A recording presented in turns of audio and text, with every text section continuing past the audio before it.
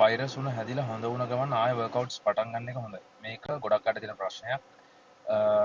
දැන් වෛරස් උණක් ගත්තාම වෛරස් උණ දැන් චිකන්ගුන්යා, ඩෙන්ගු මේ හැම දෙයක්ම වෛරස් උණවල.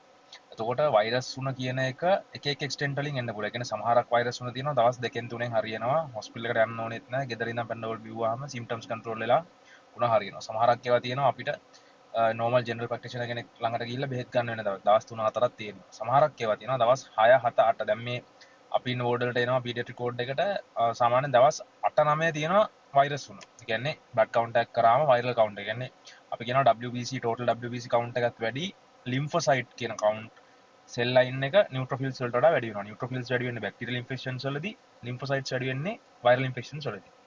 එතකොට ඔය වෛරස් උණක් හැදුනට පස්සේ ජිම් ගියොත් මොකද්ද වෙන්නේ? එකක් වෛරස් උණ හැදුනාම හැදිලා ඉන්න වෙලාවේ ජිම් යන එක සහ හැදිලා හොඳ වෙච්ච ගමන් ජිම් යන එක. මම ඔය දෙක තමයි ඔයගලන්ට ඩිසයිඩ් කරන්න යන්නේ. එතකොට ඔයගොල්ලෝ මතක තියාගන්න ඕන දේ තමයි වෛරස් උණක් හැදුනා කියන ඔයගලගේ ඇඟ දැනටමත් ඉන්නේ ස්ට්‍රෙස් එකක. ඒතකොට ස්ට්‍රෙස් එකක ඉන්න ඇඟකට එයා බැක්ටීරියාත් එක්ක ෆයිට් කරන ගමන් තමයි අපේ ඇඟේ තියෙන ඉමුන් සිස්ටම් එක නැත්නම් ප්‍රතිශක්තිකරණ පද්ධතිය. ඒ ඇඟට ඒ ඉමුන් සිස්ටම් එකට එරෙහිව ෆයිට් කරනට අමතරව තවත් ඇඟ ස්ට්‍රෙස් වෙලා ඒක හරියට ඒ ෆයිට් කරන එක ෆයිට් කරගන්න බැරුව යනවා. ඒක තමයි අංක 1.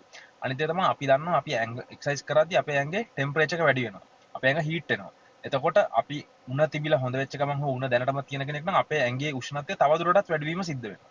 ඊට අමතරව අපි දන්නවා අපි කියන්නේ උණක් හැදුනට පස්සේ අපේ ඇඟ දුර්වල වෙනවා. දුර්වල වුණාම අපිට වෙනදා උස්සන බරවල උස්ස ගන්න බැරුව යනවා. කොහොමත් අපේ ඇඟ මහන්සි තත්ත්වයක තමයි තියෙන්නේ. ඒත් අපි ගිහිල්ලා අර වගේ හයි ඉන්ටෙන්සිටි වර්කවුට් එකක් වගේ දෙයක් කරන්න ගියොත් එහෙම අපේ ඇඟ තවත් වීක් වෙන එක තමයි වෙන්නේ.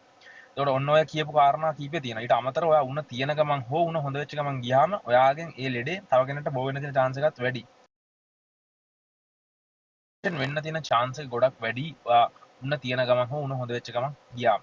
ඔයාගේ ඇඟෙන් වතුර පිට වෙන ප්‍රමාණය වැඩි, ටෙම්පරේචර් එක වැඩි වුණා.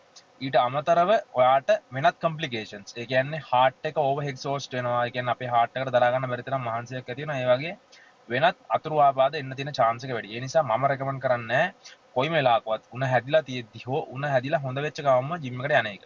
මතක තියාගන්න වැදගත් දේ තමයි රිකා වෙන එක. මුලින් දවස් කිහිපයක් ඒ ડોක්ටර් රෙකමන්ඩ් කරන විදිහට රෙස්ට් කරලා මුලින් රිකා වෙලා ඉන්න. ඊට පස්සේ බුලන් ඔයාලට සෙල්ලම් කරනවා. ඔයාගේ කියන ඇඟටත් රෙස්ට් එකක් ඕනේ. ඇඟ ලෙඩ වෙලා ඉන්නවා කියන ඇඟ දුර්වල වෙලා තියෙනවා කියන ඇඟ අනිවාර්යයෙන්ම රෙස්ට් එකක් තමයි ඉල්ලන්නේ. රෙස්ට් එක ලබා දෙන්න.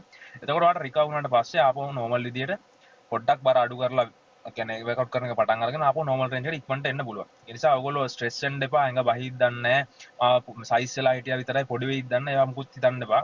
නියුට්‍රිෂන් මේ විදිහටම යන්න පුළුවන් නම් හොඳයි. උණ හැදුනම ලොස් ඔෆ් ඇපටයිට් එනවා. නමුත් නියුට්‍රිෂන් මේ විදිහටම යන්න පුළුවන් නම් හොඳයි. නමුත් ජිම් එකට